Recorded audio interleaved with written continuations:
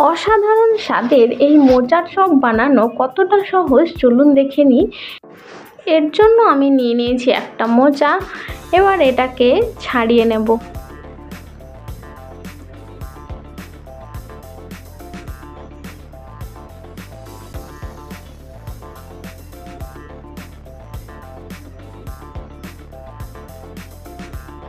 এবার মোচাটার কোন অংশটা ফেলে দিতে হবে সেইটা একটু দেখে নিন। ওপরের সাদা পর্দা আর ভেতরে যে লম্বা একটা ডাঁটা থাকবে সেইটা ফেলে দিতে হবে। এরপর আমি মোচাটা কেটে নিচ্ছি ছোট ছোট করে।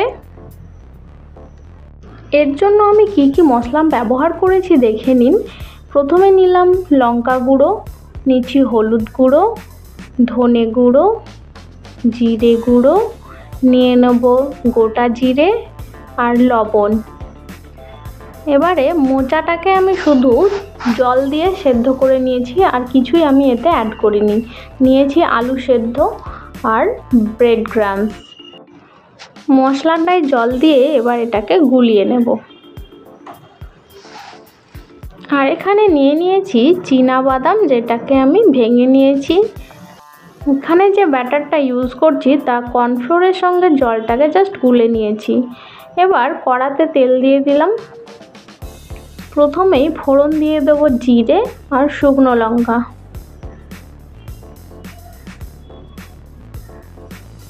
এবার যে মশলাটা আমি জল দিয়ে রেখেছিলাম সেটা দিয়ে দিলাম। মশলাটা ফুটে উঠলে যে মোচাটা আমি সেদ্ধ করে রেখেছিলাম সেটা প্রথমে দিয়ে দেব।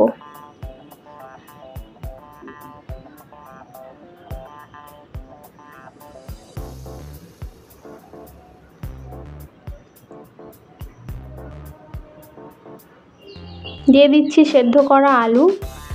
এবার খুব ভালো করে এটাকে মিক্স করে নিতে হবে। এবার দিয়ে দিচ্ছি চীনা বাদামটা আর একটু দেব গরম মশলা। এবারে মিক্স করে নিলেই এটা হয়ে গেল। এবার আমরা শেপ দেব। এইভাবে শেপ দিয়ে নিয়েছি। এবার এটাকে কর্নফ্লোরে চুবিয়ে তারপরে ব্রেড ক্রাম্বস মাখিয়ে নিলেই কিন্তু আমাদের মূল কাজটা হয়ে গেল। এবারে ভেজে নেওয়ার পালা।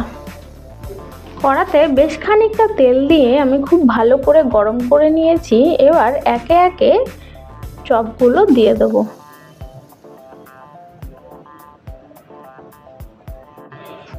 বেশ উল্টে পাল্টে একদম লাল লাল করে ভেজে নেব।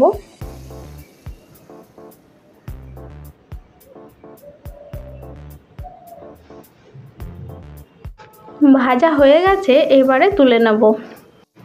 এভাবে একবার ট্রাই করে দেখতে পারেন। বাড়িতে বাচ্চারা এবং বড়রা সবাই এটা পছন্দ করবে। আমি রিনা, আর আপনারা দেখছেন রিনা স্পাইস কিচেন।